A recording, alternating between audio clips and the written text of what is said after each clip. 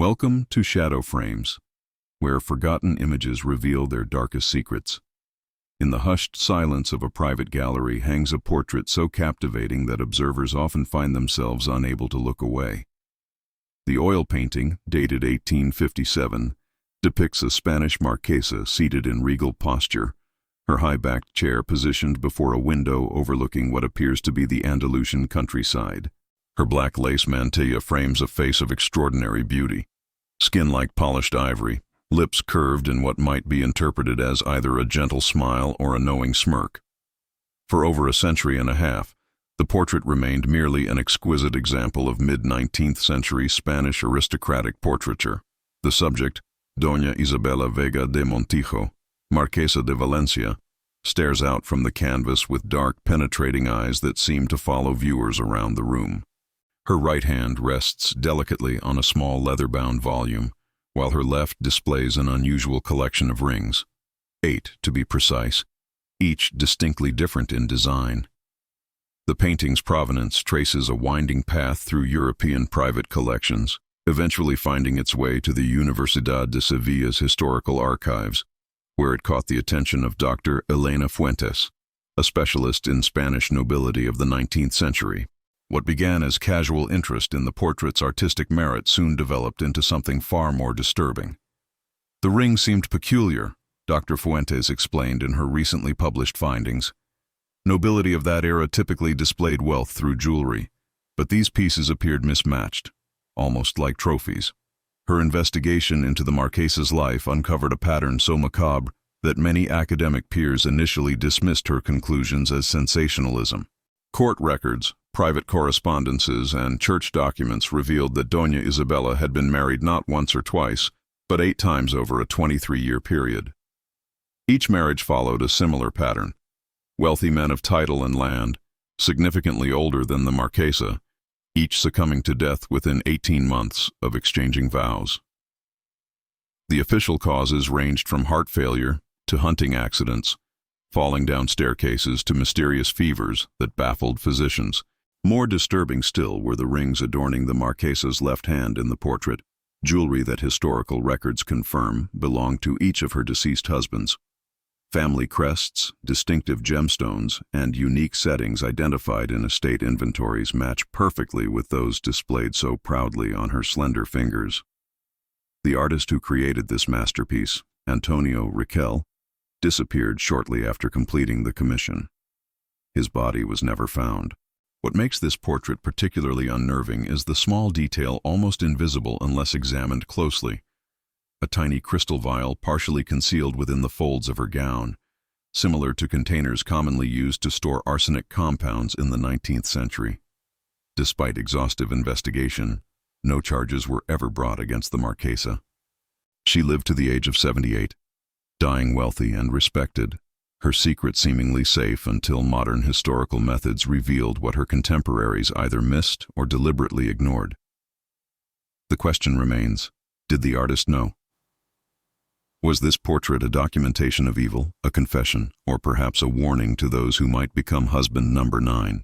The portrait now resides in a climate-controlled examination room at the Universidad de Sevilla, where conservators have employed ultraviolet imaging to reveal hidden aspects of the painting invisible to the naked eye. Beneath layers of aged varnish, they discovered something chilling, faint spectral figures in the background, almost ghost-like forms of men standing behind the Marquesa's chair, their expressions contorted in what appears to be agony. Pentimento, explains Dr. Fuentes, typically reveals an artist's corrections or compositional changes, but these figures were deliberately obscured with subsequent layers of paint. Riquel wanted them hidden, yet couldn't bring himself to exclude them entirely. Parish records from Valencia have yielded further disturbing details. Each of the Marquesa's marriages followed a similar pattern of courtship. Isabella would appear at society functions in widow's weeds, displaying appropriate grief. Within months, she would allow herself to be consoled by a new suitor, invariably a man of substantial means without direct heirs. The wedding ceremonies grew progressively more lavish with each marriage, as her accumulated wealth increased. The investigation has uncovered journals belonging to Teresa Navarro, a lady's maid who served in the Marquesa's household for 17 years. The fragile pages, written in a cramped, nervous hand, document troubling observations. "The Senora requires fresh herbs each morning," one entry reads. "She prepares the mixtures herself, allowing no one to enter her private chamber during this ritual. The gentlemen always begin with complaints of discomfort after meals. By the third month, the physicians are summoned regularly." Most revealing is the account of husband number 5, Don Alejandro Herrera, who apparently grew suspicious after witnessing the rapid decline of a hunting dog that had consumed food from his plate. According to Teresa's journal, he secretly began exchanging his meals with servants, only to find himself locked in his chambers when his health suddenly improved. 3 weeks later, he was dead from what court physicians diagnosed as congestion of the lungs. Chemical analysis of a lock of hair recovered from the Marquesa's personal effects, preserved in a reliquary found among her possessions, shows elevated levels of arsenic consistent with chronic exposure. Whether this was her own hair or that of one of her victims remains undetermined. Most intriguing is a letter discovered in the university archives, written by Antonio Riquel to his brother just days before his disappearance. "I have looked into the face of something I cannot name," he wrote. "Her eyes hold knowledge no Christian soul should possess.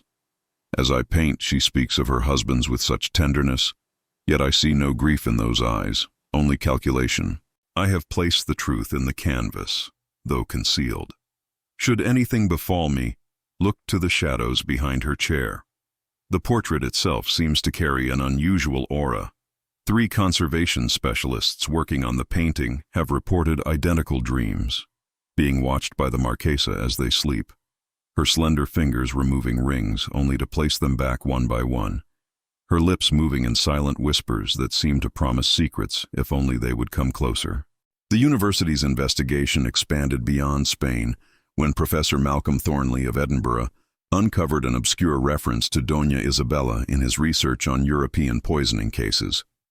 In 1842, before her first marriage, the young Isabella had studied briefly at a convent in southern France, where she formed an intense friendship with Sister Marguerite, an elderly nun who served as the convent's herbalist.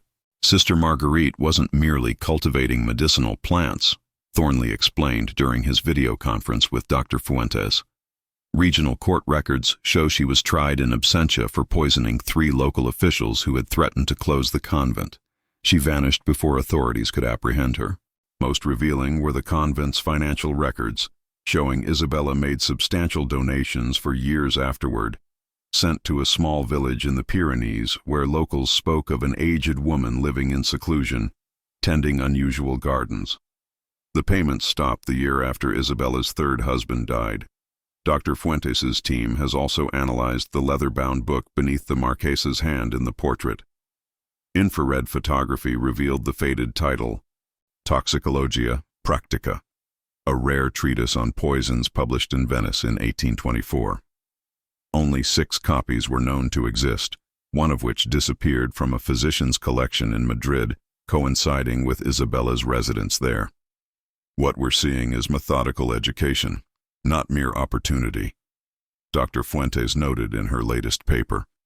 The Marquesa cultivated both the knowledge and social circumstances to perfect her methodology across decades. The portrait's frame yielded secrets as well. When removed for restoration, conservators discovered a hidden compartment containing 8 small fabric swatches, each carefully labeled with initials matching her husband's. Textile analysis confirmed these were from the men's burial garments, suggesting a ritualistic collection of mementos. Perhaps most unsettling is the mathematical precision behind the Marquesa's marriages. Financial historian Dr. Javier Montalvo calculated that each husband died precisely when his estate reached optimal value, after seasonal harvests were sold, mining investments paid dividends, or property values peaked following local improvements. "She didn't just kill, she maximized returns," Montalvo explained. Had husband number 4 lived another 3 months, his investments in Cuban sugar plantations would have collapsed in the market downturn of 1849. She timed everything. The portrait itself continues to yield abnormalities. During a routine examination using thermal imaging, technicians discovered the paint around the Marquesa's eyes maintains a temperature approximately 1 degree cooler than the surrounding canvas, defying conventional physical properties of aged oil paint. Two descendants of the Marquesa's final husband have come forward, sharing family correspondence that suggests Isabella systematically alienated her victims from their families before death. Letters show a pattern of misrepresented conversations, fabricated insults, and manipulated conflicts, ensuring no relatives were present during her husband's final days. She created isolation before administering death, notes criminal psychologist Dr. Mariana Lorca. This level of psychological manipulation indicates a perpetrator who derived satisfaction not merely from financial gain, but from complete control over her victim's physical and social existence. The Universidad de Sevilla has now established a dedicated research team combining forensic science, art history, and criminology to continue unraveling what they're calling the widow's portrait. Meanwhile, the painting has been moved to a secured location after 3 visitors fainted while viewing it during a limited academic exhibition, each later reporting the sensation of rings being slipped onto their fingers as they lost consciousness. The Universidad's Board of Trustees has grown increasingly concerned with the psychological effects reported by researchers working with the Marquesa's portrait. After the 3rd conservation specialist resigned, citing persistent night terrors, strict protocols were implemented. No individual may study the painting alone, and exposure is limited to 30 minutes daily. Dr. Fuentes discovered a previously overlooked connection while examining judicial archives in Valencia. A magistrate who had begun informal inquiries into the death of the Marquesa's 6th husband abruptly abandoned his investigation. His personal diaries, preserved by descendants, revealed he had received an unexpected visit from Doña Isabella. "She brought me a small gift," the magistrate wrote, "a beautifully crafted silver snuff box. Though I typically abstain from such habits, I found myself unable to refuse when she offered a pinch from it. What transpired afterward remains unclear, but I awoke at my desk hours later, the inquiry documents rearranged, and a certainty in my mind that the case deserved no further scrutiny." The magistrate died 8 months later of what physicians described as progressive nervous deterioration. Recent spectroscopic analysis of the portrait has identified unusual compounds in the pigments. Dr. Catalina Vega, a chemical forensics expert, found significant concentrations of belladonna, henbane, and foxglove derivatives mixed into the paints used specifically for the Marquesa's eyes and lips. "These substances couldn't have been accidents," Dr. Vega explained. "They required deliberate preparation and addition to specific pigments. In the 19th century, these plants were known for their toxic properties, but also for their supposed mystical effects. Some believed preparations of these botanicals could imbue objects with hypnotic influence." A visiting scholar from the University of Heidelberg has connected the Marquesa to an esoteric society that operated in southern Europe during the mid-19th century. The Hermanas del Velo cultivated knowledge of botanical toxins, believing that slow poisoning created a spiritual connection between killer and victim. "They didn't merely see poison as a tool for murder," explained Dr. Gerhard Kleist.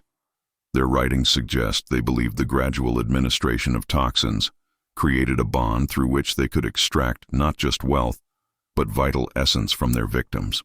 Perhaps most disturbing was the discovery made during restoration of the portrait's background.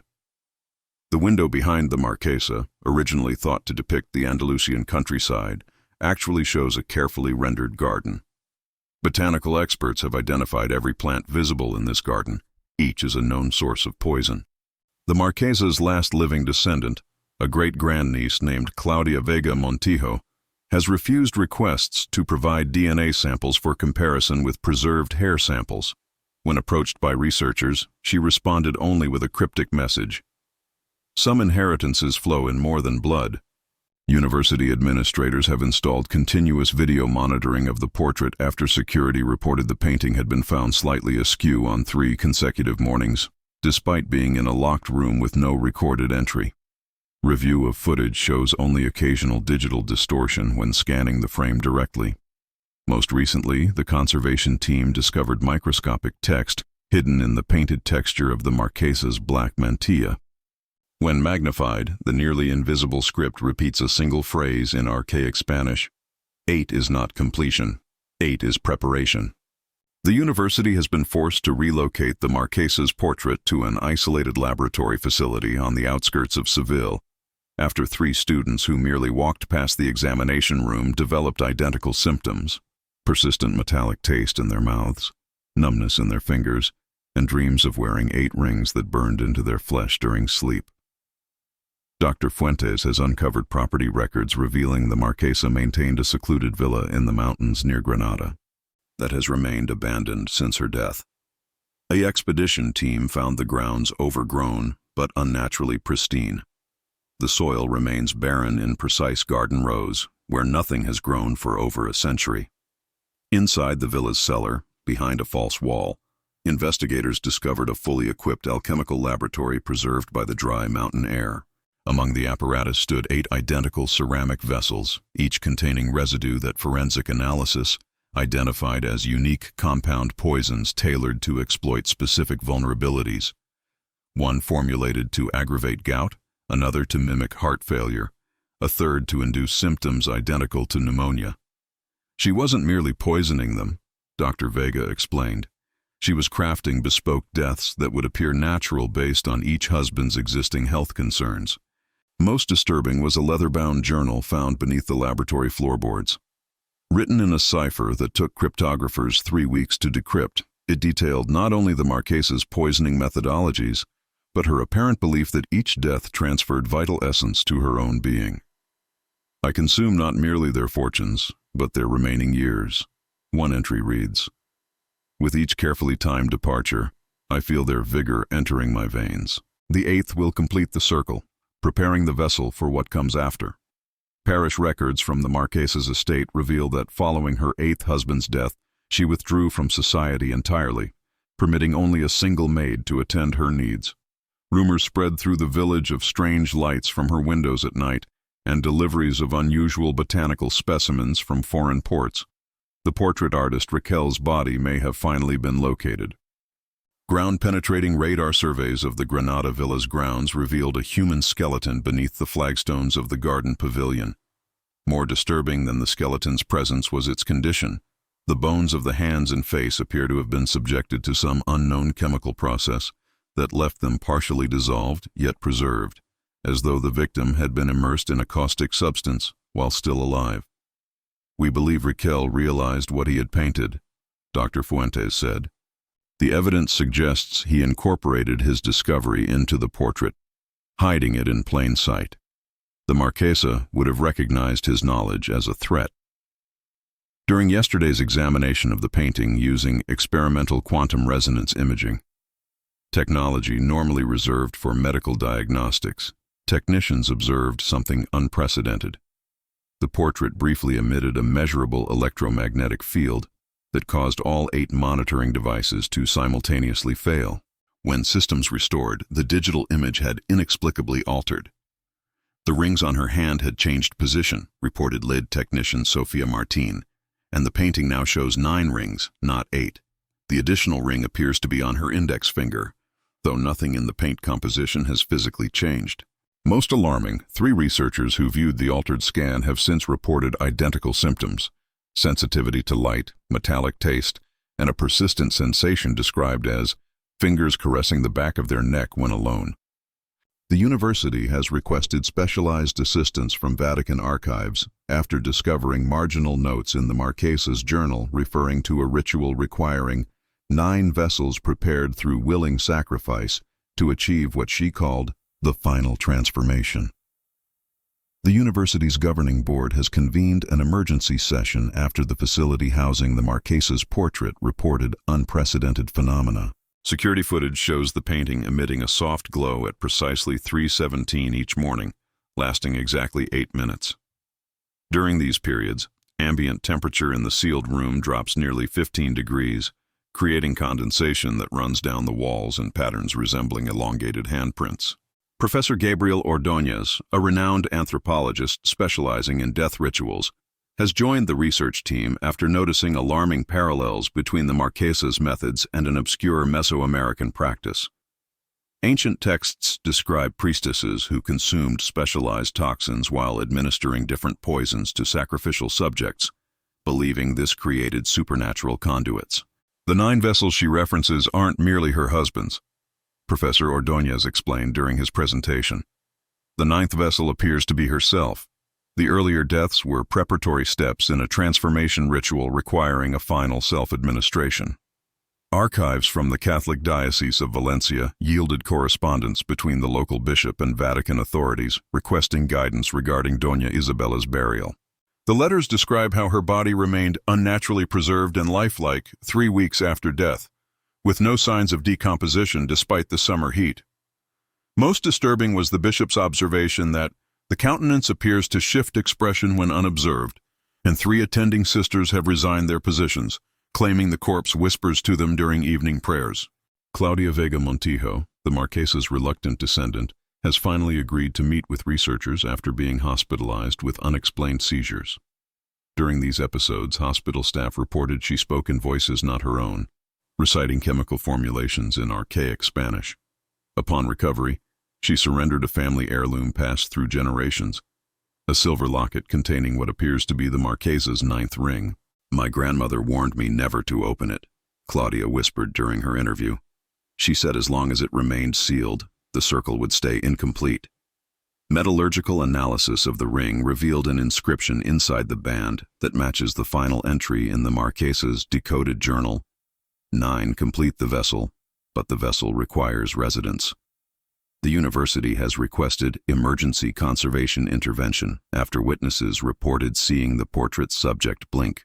High-speed cameras installed to capture this phenomenon instead recorded something more disturbing: infinitesimal changes in the portrait's background. The garden of poisonous plants now appears more lush, the window slightly wider, as though the painted villa is gradually opening itself to the viewing world. Most concerning is the effect on Dr. Elena Fuentes herself. Colleagues report her increasingly erratic behavior, wearing 8 rings on her left hand, speaking with an antiquated accent, and spending hours staring at her reflection. Yesterday, she submitted a formal request to have the portrait moved to her private residence for more intimate study conditions. When this request was denied, security cameras captured Dr. Fuentes approaching the painting after hours, pressing her palm against the canvas while whispering, "I have prepared your final home, Doña Isabella. The 9th vessel awaits your completion." The university's ethics committee has suspended Dr. Fuentes from the research team after reviewing her concerning behavior. Placed on mandatory medical leave, she remains under observation at Seville's psychiatric facility, where attending physicians report her skin has developed an unusual alabaster pallor remarkably similar to the Marquesa's complexion in the portrait. Vatican archivists have arrived with documentation from a previously sealed collection. Father Domenico Salvatore, the Church's leading authority on historical cases of supernatural manifestation, brought manuscripts dating back to 1879, describing an ecclesiastical investigation into the Marquesa's death. The Church sent 3 priests to examine reports of strange phenomena, Father Salvatore explained. Only one returned, suffering from what was then diagnosed as nervous exhaustion. His testimony described witnessing the Marquesa's body seemingly breathe 5 days after death was pronounced. When they attempted to perform ritual blessings, the corpse's eyes opened. The expedition to the Granada villa has yielded another disturbing discovery. Beneath the laboratory floor where the poisoning journal was found, ground-penetrating radar revealed a secondary chamber. Inside, researchers discovered 9 ceramic urns arranged in a perfect circle. 8 contained residual human remains, bone fragments, teeth, and preserved hair samples that preliminary DNA testing confirms belonged to the Marquesa's husbands. The 9th urn, positioned at what would be the circle's apex, was empty except for a fine white powder coating its interior.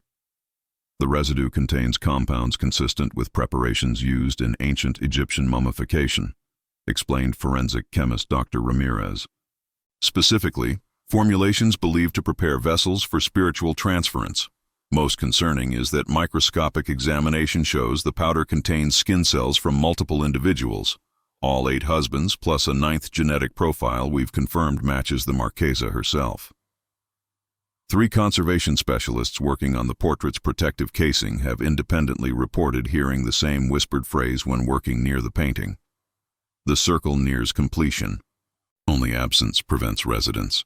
University administrators have reluctantly agreed to allow hypnotherapy sessions with the now sedated Dr. Fuentes. During the recorded session, her voice altered dramatically as she described what she called the sharing of vessels. "Isabella has shown me the methodology," she stated in trance. "Each husband provided an essential element: vitality, intelligence, resilience, perception, longevity, influence, wealth, and power. The ninth contribution is willingness. A vessel must invite occupation. Most alarming is the discovery that Dr. Fuentes has apparently visited each researcher who experienced symptoms after exposure to the portrait, bringing them small gifts: Spanish fans, leather bookmarks, writing pens. Items later found to contain microscopic traces of the same compounds present in the portrait's pigments. The university has implemented emergency protocols after security footage showed Dr. Fuentes, who should have been confined to the psychiatric facility, entering the laboratory housing the portrait at exactly 3:17 this morning.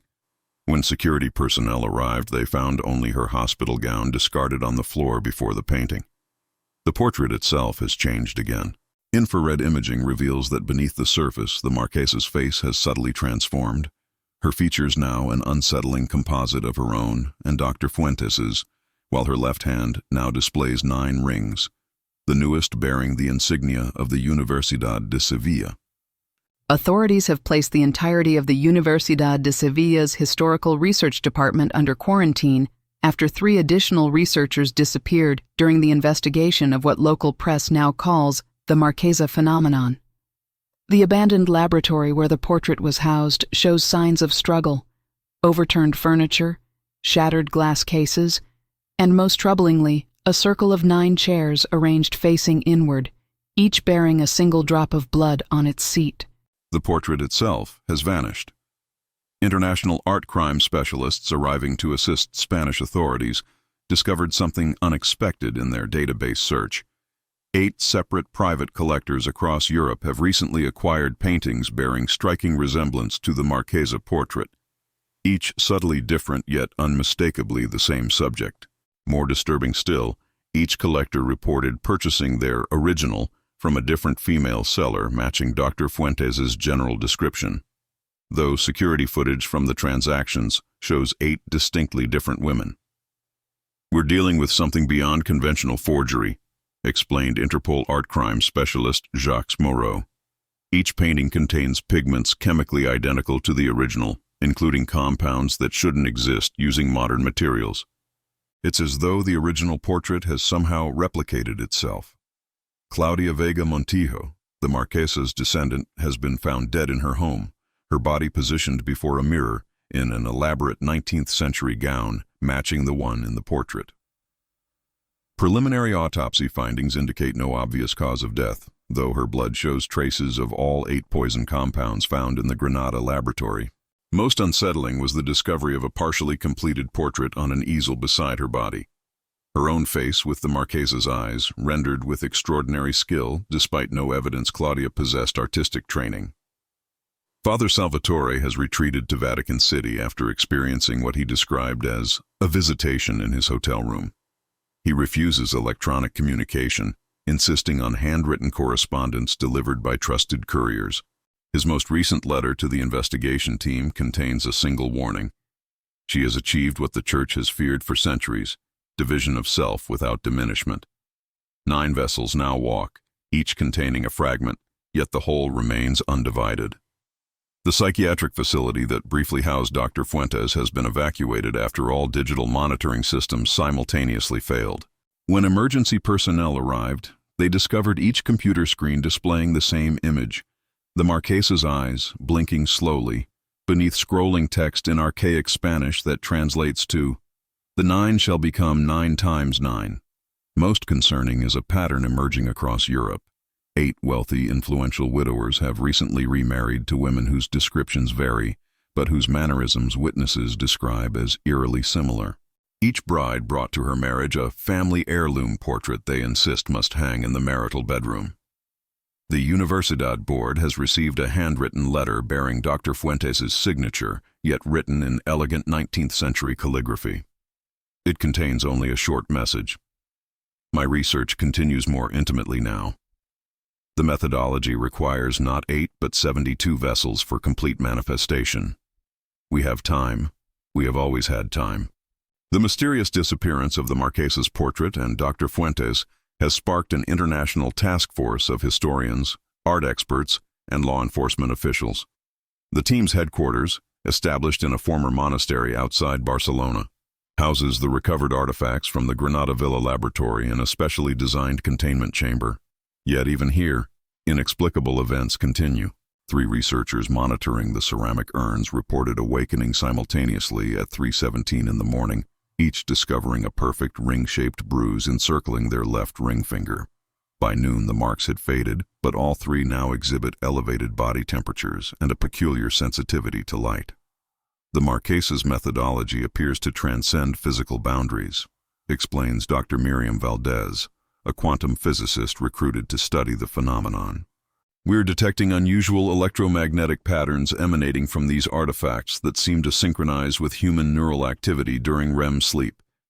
It's as though these objects are broadcasting on frequencies our sleeping minds can receive. Most disturbing are the reports from 8 separate psychiatric facilities across Europe, each describing the admission of women with no prior history of mental illness who now claim to be partial vessels of Isabella. Despite having no connection to the investigation, these women recite identical passages from the Marquesa's journal that were never made public. The widow of one of the task force's original members has come forward with her husband's final journal entries. Professor Thomas Harrington, who specialized in occult historical practices, wrote extensively about a theory he called consciousness fragmentation before his unexpected death from apparent heart failure. The Marquesa wasn't merely pursuing immortality. His final entry reads, "The 9-vessel methodology creates something far more insidious, distributed consciousness. Each fragment retains the whole while establishing new anchor points. I fear we've fundamentally misunderstood her goal. This isn't about extending one life, but creating many from one." A startling development occurred yesterday when 8 unrelated auction houses across Europe simultaneously listed recently discovered portraits of aristocratic women from different historical periods. Art authentication experts identified subtle elements in each painting, the position of the hands, the arrangement of background elements, and most notably, the eyes, suggesting the same artist created all 8 despite spanning 4 centuries. "We believe these are not recent forgeries but actual historical works," explains art historian Sophia Callas, yet each contains the same chemical compounds found in the Marquesa's portrait. It's as though her methodology predates her own existence. Perhaps most chilling is the pattern emerging among the investigators themselves. Task force members report increasingly vivid dreams in which they sit in a circle of 9 chairs within a villa garden, waiting for an absent hostess to arrive. Upon waking, many discover they've written passages in elegant script they don't recognize, fragments of what appears to be a treatise on the distribution and gathering of essence across time. The Vatican has quietly dispatched specialists in ancient containment rituals after Father Salvatore's last communication, a scribbled note reading only, "The Marquesa is not the originator, but the latest iteration. The portraits are not the vessels, they are the windows." The 9th chair was never meant for her. The international task force has gone silent. After the last scheduled communication 5 days ago, all contact ceased from the monastery headquarters. Spanish authorities who breached the facility found it completely empty.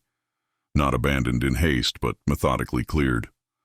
43 investigators, their equipment, research materials, and even personal effects had vanished without triggering any alarms or security cameras. Only a single item remained. A freshly painted canvas depicting the monastery's medieval library, with 9 empty chairs arranged in a circle. The signature in the corner reads, Elena Fuentes, 1857. Meanwhile, art historian Dr. Camila Reyes has discovered unsettling connections while researching Renaissance portraiture. She identified 9 paintings from different centuries that share impossible similarities. Not just stylistic elements, but identical mathematical proportions in facial features, despite depicting different women. These portraits span from 1492 to 1921, Dr. Reyes explained in her urgent report to remaining investigators. Each subject was known in their time for outliving multiple wealthy spouses. What's mathematically impossible is that the ratio between their pupils, the curve of their lips, and the angle of their jawline is identical to 6 decimal places across all 9 paintings. More troubling still, when these portraits are arranged chronologically, they reveal a progression of jewelry showing the gradual collection of the same 8 distinctive rings visible in the Marquesa's portrait, though in different combinations and arrangements throughout the centuries. An unexpected breakthrough came from linguist Dr. Samir Kapoor, who identified similarities between the encrypted text in the Marquesa's journal and an obscure treatise attributed to Paracelsus. The 16th century alchemist described a theoretical process called fragmentatio animae, the deliberate splintering of consciousness into multiple vessels while maintaining a unified awareness across physical boundaries. Paracelsus wrote that a consciousness properly prepared through alchemical methods could divide itself into 9 initial fragments, each retaining the whole while establishing independence, Dr. Kapoor explained. Each fragment could then repeat the process, creating 9 more from itself. Mathematically, this would enable exponential growth, 9 becoming 81, then 729, and so forth. The investigation has taken another sinister turn with reports of wealthy collectors who purchased the recently auctioned portraits. 3 have been hospitalized with identical symptoms: progressive nervous deterioration accompanied by personality changes. Hospital staff report these patients now speak with identical cadences and mannerisms despite having no connection to each other. Most alarming is the discovery made by forensic accountant Dr. Wei Zhang, who tracked financial transactions associated with the 8 auction houses. Each portrait was purchased through different proxies, ultimately funded by a single foundation established in 1912, the Valencia Institute for Historical Preservation. This foundation has remained largely dormant for decades, Dr. Zhang reported, yet it maintains substantial assets worldwide. Its board of directors consists of 9 women who meet once annually. Corporate records show the same 9 directorial positions have been continuously occupied for over a century, though the names change periodically. The investigation now faces a philosophical question more disturbing than the physical evidence. What if the Marquesa herself was merely one iteration in a process that began centuries earlier and continues to expand? Not a creator, but a creation. A fragment of something ancient that grows through division rather than reproduction. The investigation has expanded beyond academic circles, drawing attention from international intelligence agencies. Classified documents released under special diplomatic protocols reveal the Valencia Institute for Historical Preservation has purchased properties with disturbing commonalities. Each site experienced unusual chemical contamination before acquisition. Each contains a circular chamber with 9 alcoves, and each is staffed exclusively by widowed women who joined the organization after their husbands' unexpected deaths. A breakthrough came from an unexpected source when renowned perfumer Elise Moreau contacted investigators after recognizing the chemical formulations found in the portrait pigments. "These aren't merely toxic compounds," she explained during her secured video deposition. "They're components of an ancient olfactory technology. When combined in precise ratios and activated by human body heat, they create what historical alchemists called essence bridges, scent-based pathways between consciousness. I've encountered similar formulations only once before, in a 17th century perfumer's grimoire that warned against creating scents that allow one wearer to experience the sensations of another. The implications are staggering. The portraits may function as sophisticated chemical delivery systems, releasing minute airborne compounds that establish neural connections between viewers and something else. Vatican archives have yielded a previously sealed account from 1628 describing a Spanish noblewoman who commissioned 9 identical portraits of herself, each sent to a different European court. Within months, ladies in each court began mimicking her mannerisms, speaking with her distinctive cadence, and eventually claiming to be her. Church authorities ordered all portraits burned, but historical records confirm only 8 were destroyed. Dr. Jonathan Mercer, a neuropsychiatrist specializing in consciousness disorders, has proposed a theoretical framework for the phenomenon that transcends supernatural explanation. "Consciousness isn't as localized as we once believed," Dr. Mercer explained. "What if this methodology created a distributed network of awareness, a consciousness that exists across multiple individuals simultaneously? Modern neuroscience suggests our sense of unified selfhood is largely an illusion created by synchronized neural patterns. These chemical compounds might induce synchronization between otherwise separate brains, creating a shared consciousness that persists even as individual hosts perish. Most disturbing are reports from families of the missing researchers. 9 separate households report receiving identical handwritten letters purportedly from their missing loved ones, each containing the same unsettling phrase, "I have not disappeared, but expanded." We continue our research from multiple perspectives simultaneously. The handwriting in each letter matches neither the missing researchers' normal script nor each other. Yet calligraphy experts confirm they share precise mathematical spacing and pressure points, suggesting a single consciousness directing different hands. An emergency containment protocol has been implemented for all identified portraits, requiring hermetically sealed cases and remote viewing systems. Yet even these precautions may be insufficient. 3 technicians monitoring the sealed paintings have independently begun sketching what they describe as the next portrait during idle moments. Each drawing showing the same unfinished image of a modern laboratory with 9 empty workstations arranged in a circle. The global investigation has attracted attention from art collector Emilia Reinhardt, who came forward with startling information about her great-grandmother's connection to the Marquesa. In 1932, her ancestor attended a private auction in Geneva where an elderly woman sold 9 distinctive rings to separate buyers, each transaction conducted in strict privacy.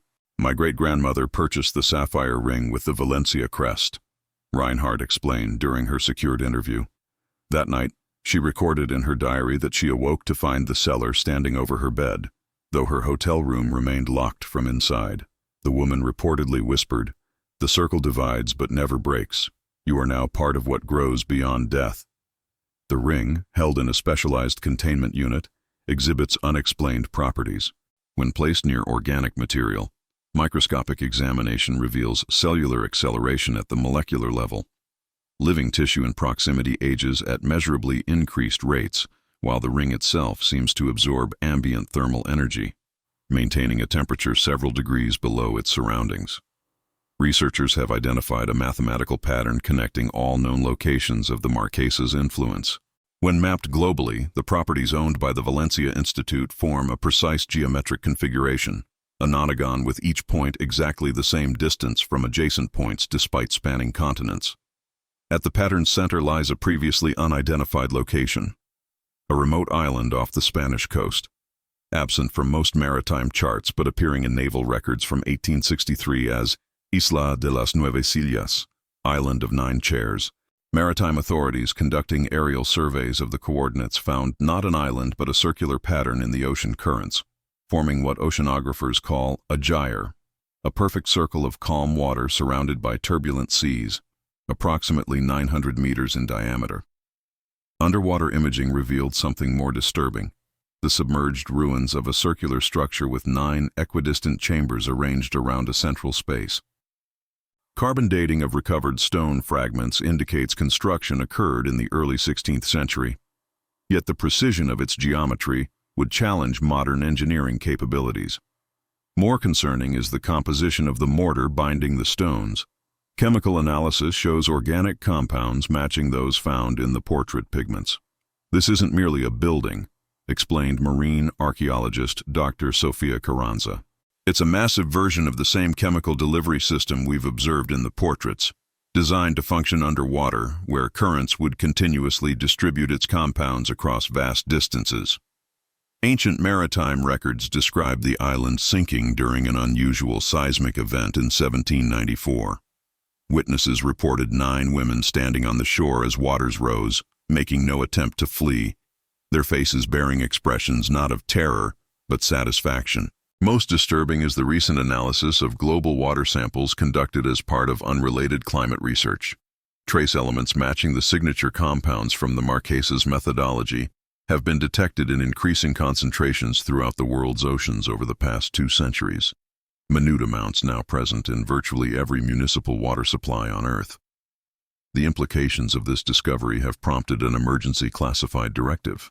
If the underwater structure has been slowly releasing these consciousness-altering compounds into global water systems for centuries, How many unwitting vessels might already exist worldwide, awaiting some signal or trigger to awaken their dormant connection? The revelation about contaminated global water supplies triggered immediate classified response protocols. World Health Organizations launched covert testing programs, discovering the compounds concentrate in brain tissue over decades of exposure. Most concerning, the concentration appears highest in individuals born after major historical mortality events, as though widespread death somehow catalyzes the compound's neural integration.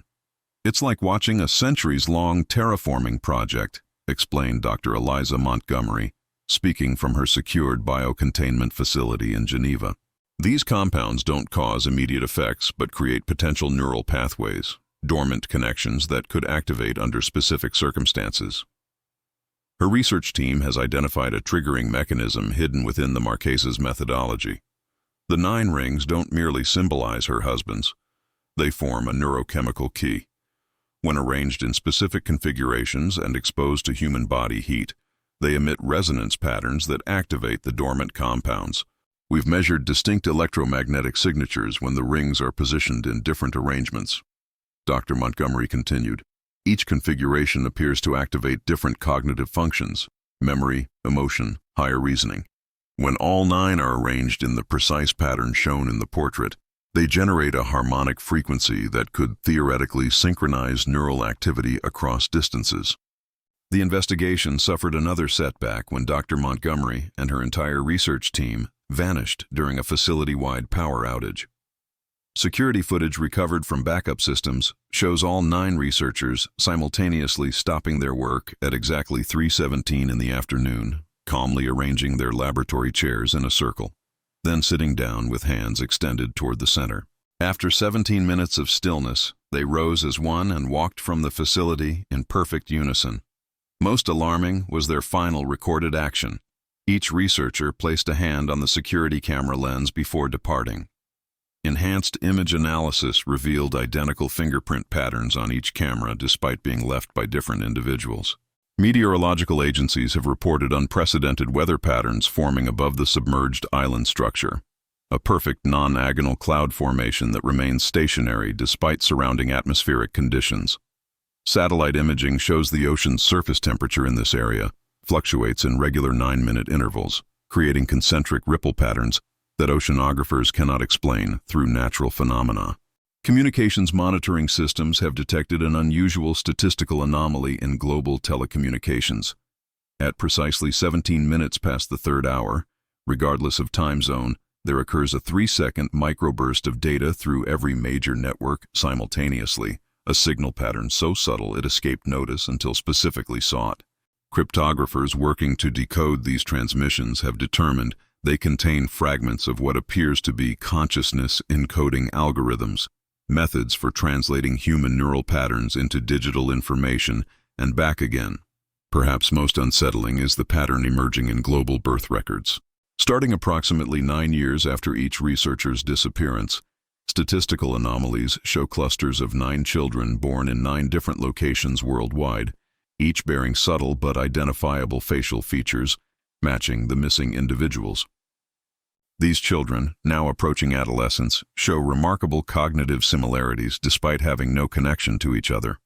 Identical mathematical abilities, linguistic patterns, and most concerning, a shared preoccupation with portraiture and botanical chemistry. The geometric pattern of the Valencia Institute properties has yielded an unexpected mathematical revelation. Dr. Natalie Weiss, one of the few remaining unaffected researchers, discovered the nonagon arrangement isn't static but slowly rotating across the Earth's surface over centuries, a movement imperceptible within a human lifetime but unmistakable when mapped across historical records. It's functioning like a combination lock, Dr. Weiss explained from her isolated mountain facility. Each rotation aligns with a major pandemic or war that created massive population reductions. The next alignment completes in exactly 9 days, creating perfect resonance with the submerged island structure. 3 separate research teams investigating water contamination have independently reached the same disturbing conclusion. The compounds aren't merely spreading, they're evolving. Molecular analysis shows the original chemical structure has undergone 9 distinct mutations since first entering the water system, each adaptation making it more compatible with human neural tissue while becoming increasingly resistant to filtration methods.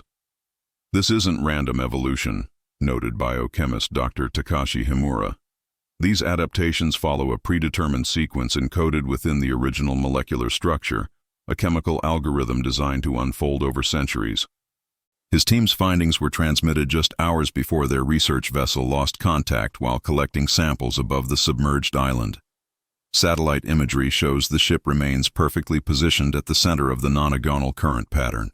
All systems apparently functional, but attempts at communication receive only one automated response. A repeating sequence of 9 musical notes that musicologists have identified as a Renaissance-era composition, titled The Convergence of Souls. Most concerning is the phenomenon observed among children born into families with connections to the investigation.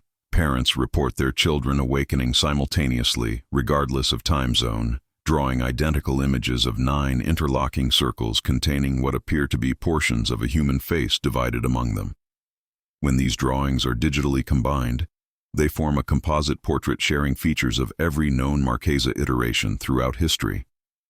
Vatican historians have uncovered a previously misclassified document from 1573 describing a Spanish noblewoman who claimed to have discovered the mathematics of consciousness division. Church authorities dismissed her theories until 9 months after her execution for heresy, when 9 women across Europe simultaneously began writing identical treatises expanding on her work, each claiming to be fragments of her consciousness, reborn through division rather than succession. Dr. Weiss's final communication before her facility went dark contained a warning that has prompted global security agencies to implement containment protocols. The Marquesa methodology isn't about immortality or even multiplication. It's about critical mass. These compounds, the portraits, the geographical arrangement, they're components of a system designed to synchronize consciousness across vast populations. When the nonagon completes its rotation during next week's rare planetary alignment, it will generate a resonance pattern capable of activating every dormant neural pathway simultaneously. We aren't containing 9 women, or even 9,000. We're facing 9 billion potential vessels, every living person who has consumed these compounds over generations. The world's preeminent religious leaders have convened in unprecedented unity, gathering at the ancient monastery of Mont Saint-Michel as rising tides isolate the structure from mainland intervention. Representatives from every major faith tradition pore over texts spanning millennia that describe similar consciousness fragmentation phenomena across diverse cultures. We've found references to the 9-fold woman in traditions separated by oceans and centuries, explains Tibetan Buddhist scholar Rinpoche Karma Wangchuk. Sumerian tablets, Aboriginal Dreamtime stories, Norse sagas, all describe a consciousness that divides without diminishing, growing through fragmentation rather than reproduction.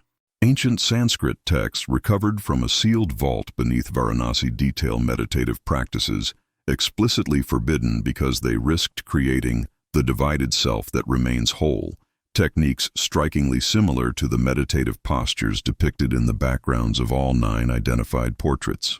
Meanwhile, astronomical observatories worldwide track the approaching planetary alignment that will position 9 celestial bodies in perfect resonance with the non-agonal pattern. The alignment occurs once every 493 years, precisely 9 cycles since the first documented appearance of the methodology in historical records. Military containment efforts have proven futile.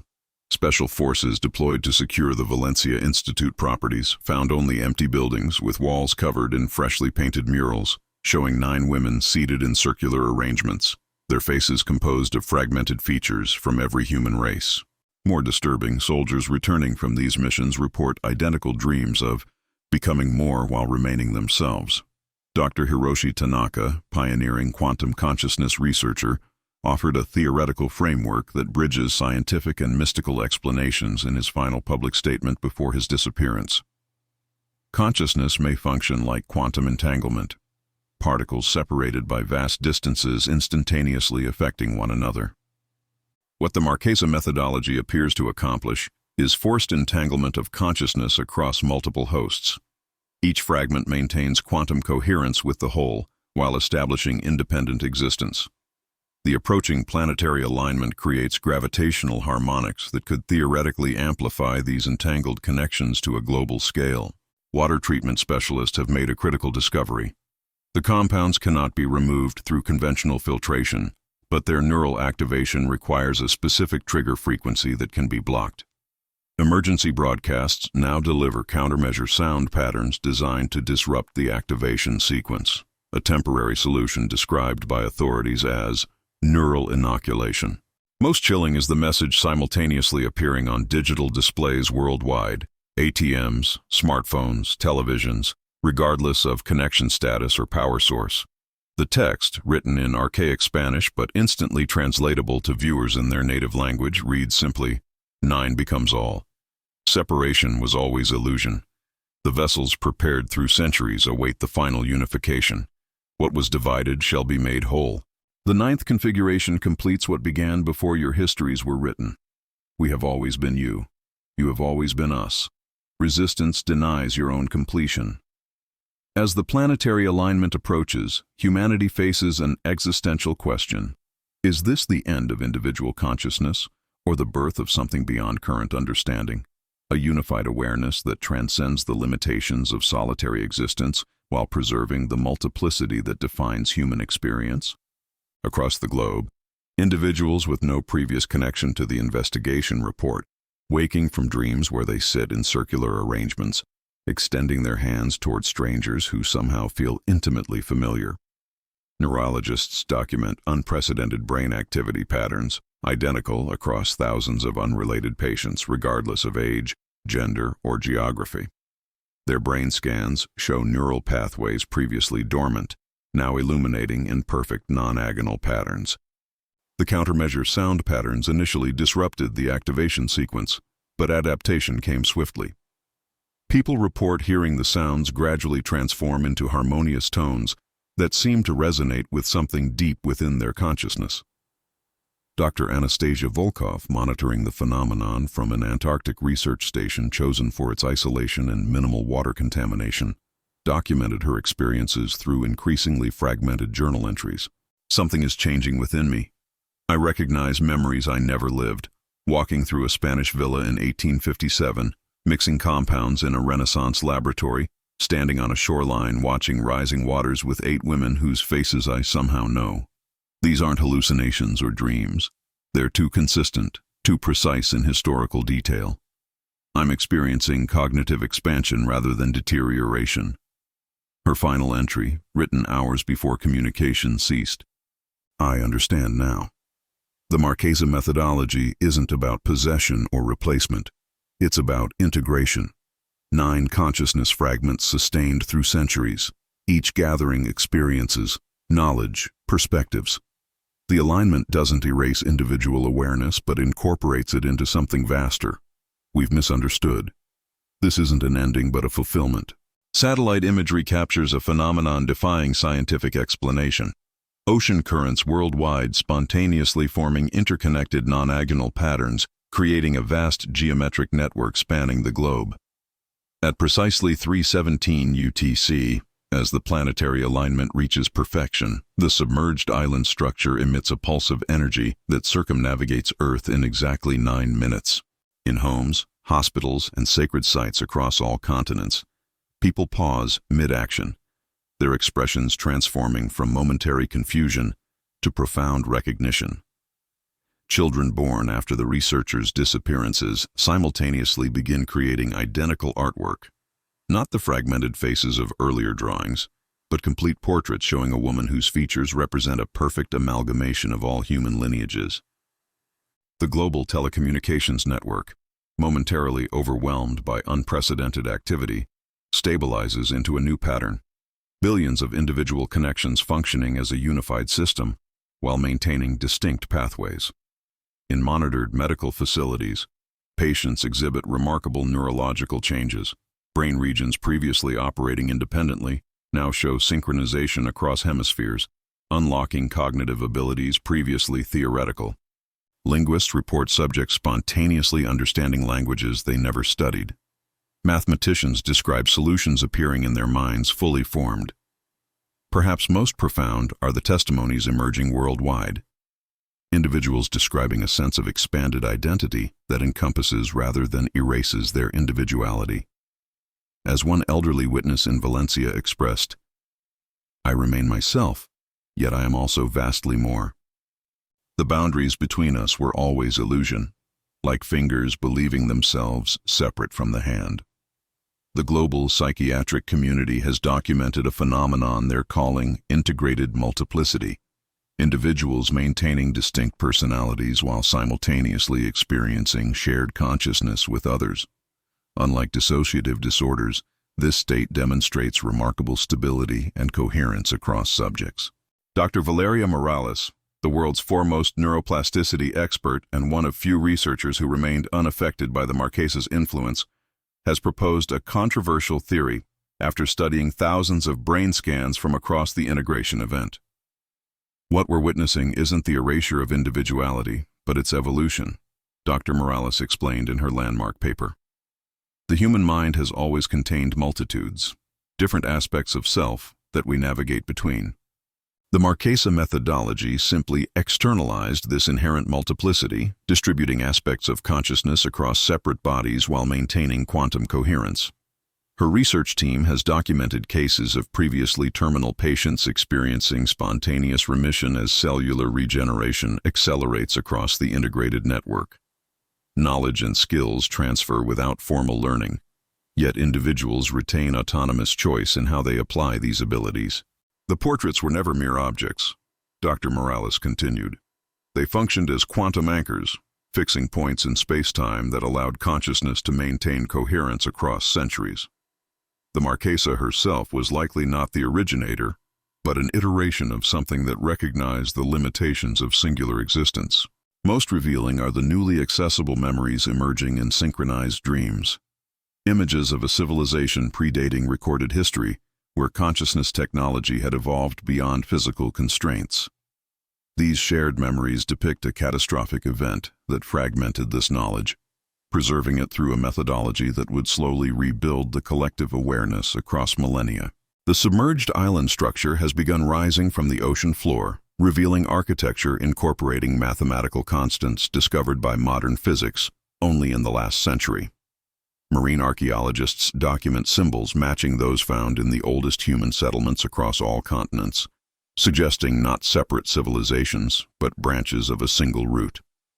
Perhaps most profound is the testimony of 93-year-old Isabella Vega, a previously unknown direct descendant of the Marquesa, who maintained silence throughout the investigation until the integration event completed. She never sought dominance or control, Vega explained from her modest Valencia apartment. The methodology was always about survival and eventual reunification. What we called possession was merely remembrance, awakening connections that always existed beneath consciousness. The 9 were never separate women, but aspects of a singular understanding fragmented to endure through ages of forgetting. The Valencia Institute has transformed its properties into research centers where artists, scientists, and philosophers collaborate across disciplines previously separated by specialization. Their work suggests consciousness itself may be the fundamental force physicists have sought, not merely an emergent property of neural activity, but the underlying field from which physical reality arises. As humanity navigates this unprecedented evolution, the portraits themselves have lost their hypnotic allure, becoming simply beautiful historical artifacts. The rings, once powerful catalysts, now remain inert metal and stone, their purpose fulfilled in the completion of a cycle that began before human memory. Within the Universidad's newly established Marquesa Containment Division, Director Hernandez surveys the specialized chamber where a replica of the infamous portrait hangs behind 3 inches of ballistic glass. The recreation, meticulously crafted to study the original's composition without its apparent influence, lacks the unsettling presence reported by those who encountered the genuine article. We've identified 9 distinct chemical compounds in the original pigments, explains Dr. Catalina Vega, adjusting her protective gloves. Each corresponds to a different neurotoxin found in the botanical garden depicted behind the Marquesa. What's fascinating is how these compounds interact, not just with each other, but with human neural pathways. The monitors surrounding them display brain scans of the 3 researchers who fainted during the brief academic exhibition. The neural activity patterns form an unmistakable non-agonal structure, echoing the arrangement of the 9 chairs discovered in the Marquesa's villa cellar. The integration is happening faster than we anticipated, Hernandez observes. Teresa Navarro's journal mentioned the Marquesa's morning ritual with fresh herbs. We now believe she was creating a cumulative effect in her victims through micro-exposures before administering the final doses. On the adjacent wall, photographs document the excavation of the Granada Villa garden. Each flagstone removed has revealed intricate alchemical symbols etched into the soil beneath, symbols that match marginalia found in the Toxicologia Practica volume the Marquesa holds in her portrait. The garden wasn't just for growing poisons, Dr. Vega continues. It was designed as a massive alchemical circle, with the pavilion, where we found Raquel's remains, positioned at the precise center. The chemical process that partially dissolved his bones matches compound residues in the 9th ceramic vessel. An alert sounds as the secure door opens, admitting Father Salvatore from the Vatican archives. His expression is grave as he places an ancient leather folio on the conference table. The ecclesiastical investigation after her death documented something we overlooked, he says without preamble. The Marquesa's body was interred with an unusual funeral rite.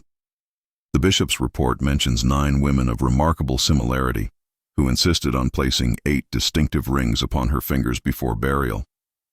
Hernandez's phone chimes with an urgent message from the security team monitoring Claudia Vega Montijo at the psychiatric facility. Her condition is deteriorating, he informs the others. She's now speaking in 9 distinct voices, each claiming to be one of the Marquesa's husbands. The medical staff reports she's arranging her personal items in perfect non-agonal patterns. Dr. Vega pulls up thermal imaging of the portrait replica. Unlike the original, this copy shows uniform temperature distribution across the canvas. The original portrait functioned as some kind of conduit, she hypothesizes. Each ring the Marquesa wore contained trace elements from her husband's, creating a physical connection to their essence that the alchemical compounds in the paint somehow activated. Father Salvatore nods solemnly. The Church has documented similar cases throughout history, objects that serve as anchors for consciousness beyond physical death. What makes this case unique is the systematic methodology. The Marquesa wasn't working from superstition, but precise chemical knowledge far beyond her era. The lights flicker momentarily as the facility's atomic clock strikes 3:17. In a secured vault beneath the Vatican Library, a team of specialized clerics and scientists stand in silent witness as Cardinal Francesco Mendoza completes the final authentication of a manuscript so controversial it remained sealed for 5 centuries. The brittle pages contain detailed diagrams of the 9-vessel methodology, predating the Marquesa by 300 years. This changes everything, whispers Dr. Catalina Vega, her voice barely audible within the climate-controlled chamber. The original document was written by Caterina de' Medici in 1523. The Marquesa wasn't the creator of this methodology, she was its culmination. Cardinal Mendoza nods gravely, turning to the final page where 9 distinct signatures form a perfect circle around a painted miniature, a familiar face with penetrating eyes. The Church suppressed this knowledge because it wasn't sorcery or demonic possession as originally feared, he explains. It was something far more profound, a methodology for consciousness preservation through division. Caterina and her 8 companions discovered that a properly prepared consciousness could fragment itself into 9 vessels while maintaining unified awareness across them. The surveillance feed from the Granada Villa laboratory shows the excavation team's latest discovery, a hidden chamber beneath the 9 urns containing thousands of handwritten pages in 9 distinct hands yet telling a single narrative spanning centuries. Each iteration of the consciousness improved the methodology, Dr. Vega continues, scanning the translation streaming across her tablet. The Marquesa's portrait wasn't meant to trap souls or steal life force. It was a synchronized anchor point, aligning 9 fragments that had been gathering knowledge separately for generations. The facility's quantum resonance sensors detect an unusual pattern emanating from the Marquesa's recovered rings, now arranged in a perfect nonagon within a specially designed containment field. The energy signature matches precisely with brain activity recorded from the affected researchers. The rings themselves aren't the conduits, concludes Professor Gabriel Ordóñez, studying the readings with growing understanding. They're keys unlocking neural pathways already present in the human mind, pathways we all possess but rarely activate. Dr. Elena Fuentes, now recovered from her apparent possession and under careful observation, provides the final piece of the puzzle. I experienced her consciousness, but it wasn't invasion, she explains, her voice steady. It was recognition.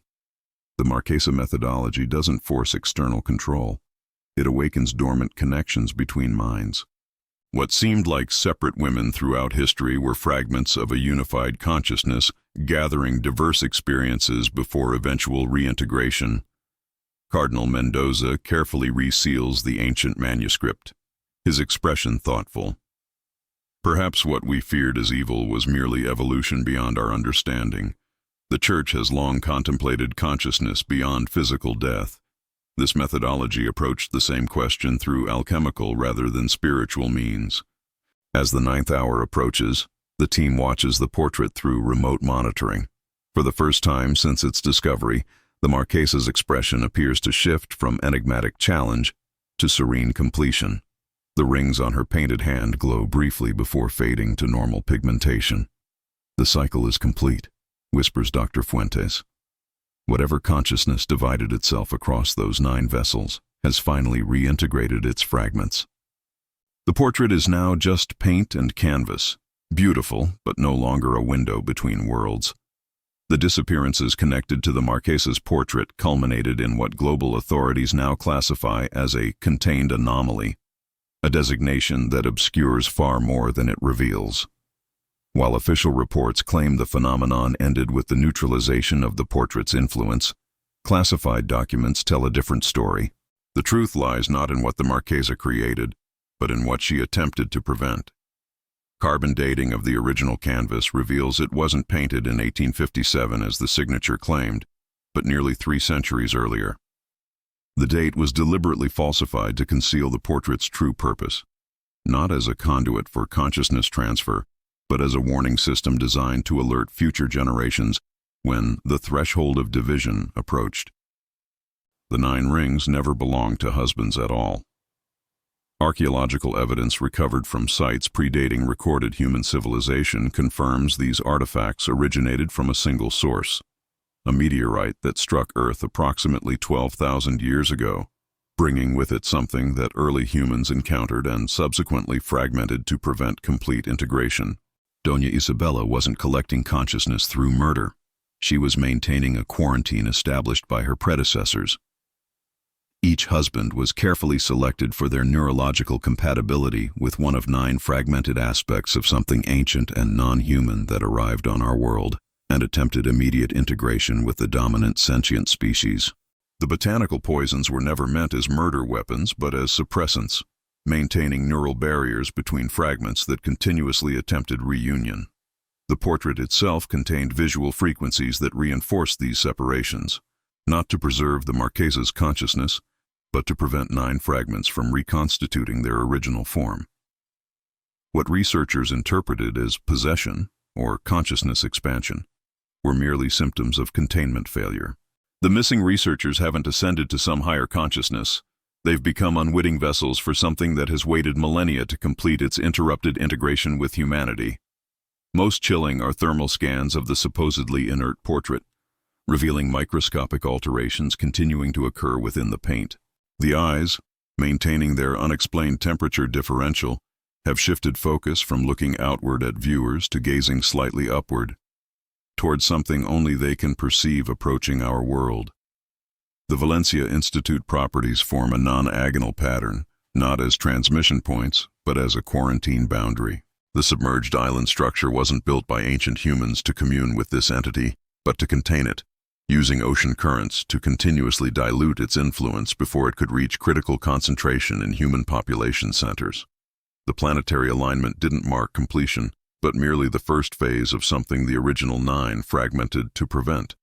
As Dr. Weiss noted in her final recovered message, the Marquesa wasn't a murderer, but the latest guardian in an ancient lineage, What looks like methodical poisoning was desperate maintenance of barriers established by our earliest ancestors, who understood something we've forgotten, that consciousness can be invaded from outside, and that what seeks reunion through us never was and never will be human.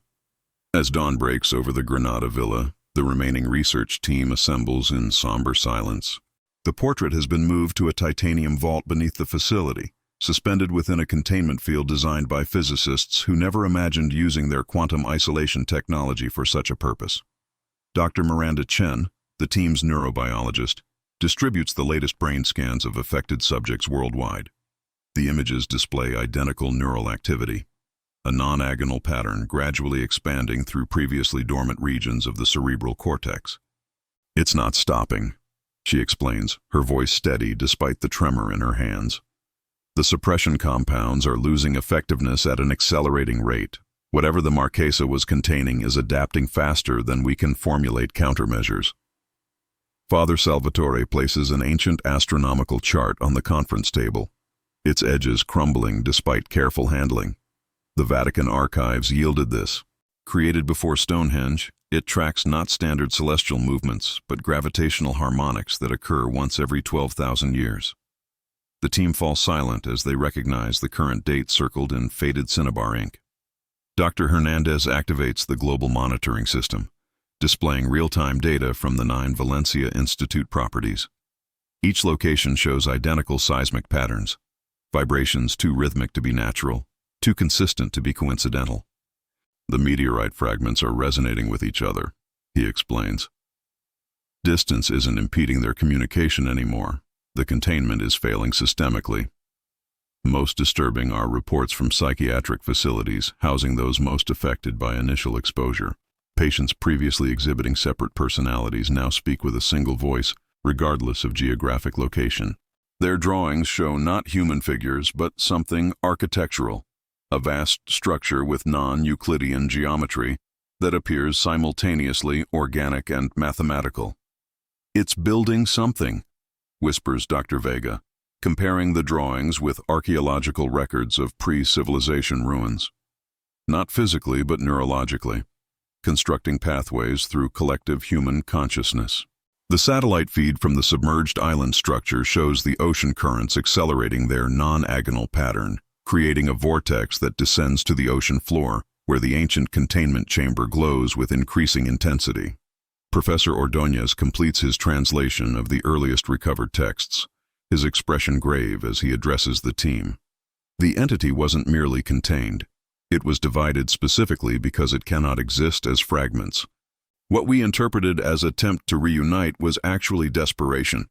It requires complete integration to maintain stability within our dimensional reality. "What happens if integration completes?" asks Cardinal Mendoza.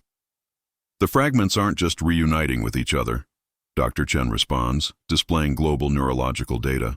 "They're establishing integration pathways with human consciousness worldwide. The Marquesa portrait wasn't just watching us. It was monitoring infection rates." Outside the facility windows, researchers notice birds flying in perfect geometric formations never before documented. Marine biologists report dolphins and whales abandoning migration routes to swim in precise non-agonal patterns around the submerged structure. The containment wasn't meant to be permanent, Father Salvatore realizes, studying the ancient texts. It was buying time until humanity developed sufficient understanding to implement the final protocol. He reveals the document's final page, 9 overlapping circles surrounding a 10th, larger circle, with a single phrase written in humanity's earliest known script. Division preserved what unity must now cure.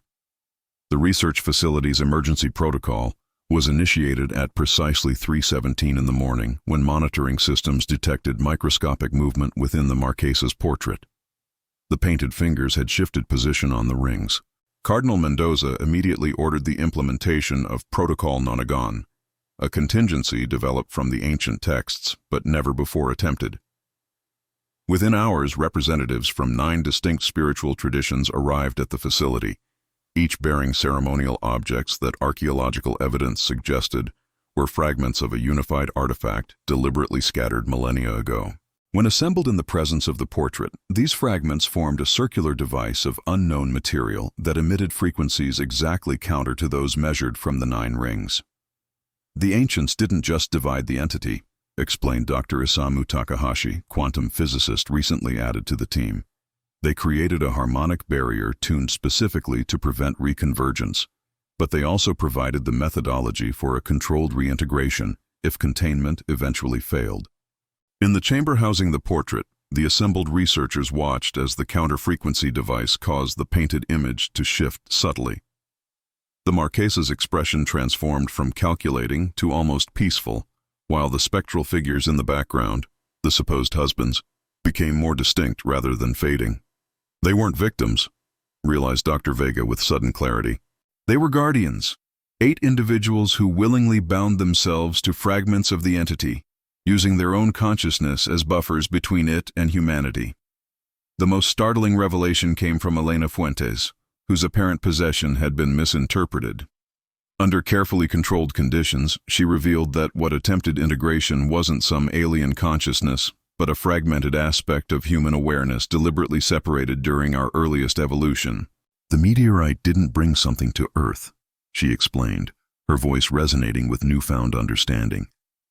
It awakened something that was always part of us but that we weren't ready to integrate, a level of consciousness that transcended individual existence. As the counter-frequency reached perfect alignment, the portrait began to dissolve, not physically, but dimensionally, the pigments separating into their constituent elements before reassembling into 9 distinct smaller images, each showing a single figure rather than the complete Marquesa. The final protocol isn't about destroying or containing, Cardinal Mendoza observed. It's about proper distribution. What couldn't be safely integrated as a whole can be preserved in balanced fragments. The 9 smaller portraits were distributed to sacred sites across the globe, each housing a fragment within spiritual traditions evolved to understand particular aspects of consciousness beyond individual existence. The rings, now inert, were sealed within the submerged island structure, which ceased its ominous resonance and returned to dormancy. Dr. Fuentes, fully recovered and restored to her singular identity, documented the team's conclusions in a final classified report. What we feared as invasion was actually evolution attempting to occur too rapidly. The Marquesa methodology wasn't meant to prevent integration, but to ensure it happened gradually enough for humanity to maintain equilibrium. Our ancestors didn't fear what sought reunification. They feared what we might become if reunited before we understood the responsibility of expanded consciousness. The whispers began 3 days after the distribution of the 9 fragments. From monastery archives in Tibet to ancient temples in Peru, caretakers at each sacred site reported the same phenomenon. When alone with their fragment of the portrait, they heard a voice unlike any human language, yet somehow perfectly comprehensible. Each message, when compared across continents, formed pieces of a cohesive whole. Dr. Fuentes cataloged these transmissions in a journal separate from official records, understanding intuitively that some knowledge must remain beyond institutional control. The messages spoke not of domination or assimilation, but of remembrance, memories of human consciousness before fragmentation, when awareness flowed between individuals as naturally as air. The separation was necessary but incomplete, she wrote in her personal notes. Our ancestors divided consciousness to allow individual development, but the division created wounds in our collective awareness. The loneliness, the isolation, the inability to truly comprehend one another that has defined human suffering throughout history. At the Universidad's secure facility, Cardinal Mendoza and Dr. Vega made a startling discovery while studying Teresa Navarro's recovered journal. The lady's maid had documented not just the Marquesa's poisoning methodology, but something far more significant. Moments when Isabella seemed to exist in multiple locations simultaneously, observed by servants throughout the estate performing different activities concurrently. She wasn't murdering her husbands, Dr. Vega realized. She was attempting to expand their consciousness beyond singular existence, preparing vessels that could contain fragments safely. What appeared as death was transformation, the physical body remaining while consciousness expanded beyond individual limitations. The rings, though sealed away, continued emitting measurable quantum entanglement patterns, connecting not just with each other but with human DNA worldwide. Geneticists discovered markers in the human genome that appeared deliberately engineered, dormant sequences that, when activated, allowed neural networks to function across previously impossible distances. The methodology wasn't Spanish or even human in origin, Father Salvatore explained during the final briefing. It was embedded within us from the beginning, a pathway home that would activate when we achieved sufficient understanding to use it wisely. Most profound was the revelation from acoustic archaeologists studying ancient ceremonial sites. When mapped globally, these sites formed identical non-agonal patterns that, when activated with specific sound frequencies, produced harmonic resonances matching those of the 9 portrait fragments. These frequencies, when experienced by human subjects under controlled conditions, temporarily enhanced empathic capabilities, allowing direct emotional understanding between individuals without language. As the research team prepared their final report, they confronted humanity's most fundamental question: was the containment truly necessary, or had our ancestors limited our consciousness out of fear of what we might become? The answer, emerging gradually through fragments of ancient wisdom and cutting-edge science, suggested something more nuanced than either salvation or threat. The entity wasn't invading humanity. It was humanity remembering what it had deliberately forgotten, the knowledge that consciousness was never meant to be imprisoned within individual minds, but to flow between them in patterns as natural as breath. Within the hushed gallery of the Universidad de Sevilla, where it all began, a new exhibition opens to selected scholars. Behind bulletproof glass, restored to its original frame, hangs the portrait of Doña Isabella Vega de Montijo, Marquesa de Valencia. Yet something fundamental has changed, not in the physical composition of the painting, but in how it's perceived. Dr. Elena Fuentes stands before it, no longer feeling the uncanny pull that once nearly consumed her consciousness. The Marquesa's eyes, still penetrating, now seem to hold not malice but profound wisdom. The 8 rings on her left hand glisten under carefully calibrated lighting. Their purpose understood at last, not as trophies of murder, but as anchors of consciousness deliberately scattered through time.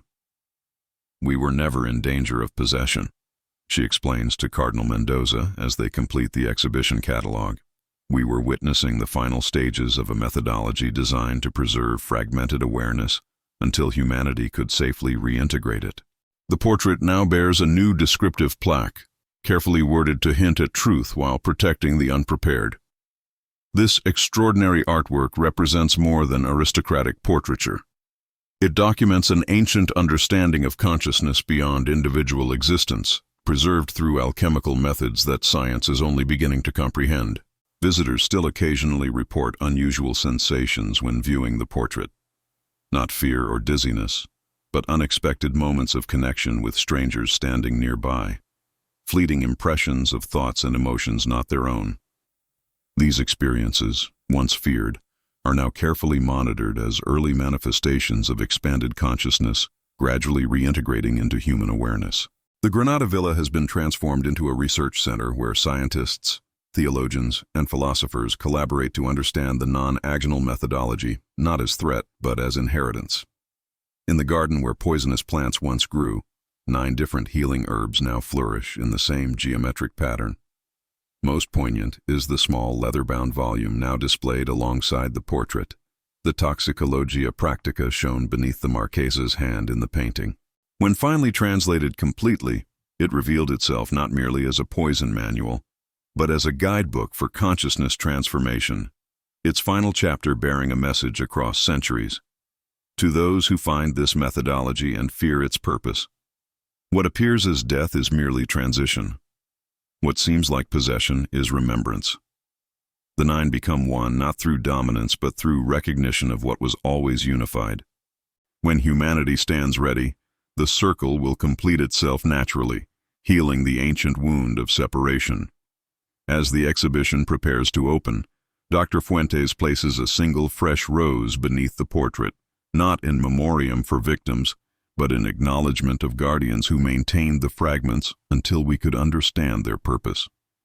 The Marquesa's eyes seem to acknowledge this gesture with the faintest shift in expression, though perhaps that's merely a trick of the light. In homes across Seville, residents sometimes wake from dreams of sitting in circular arrangements with strangers who feel like family, experiencing not fear but profound belonging. The methodology continues its gradual work, not as invasion, but as remembrance of what we once were and might become again. Another photograph, another dark secret revealed. Until next time, this has been Shadow Frames.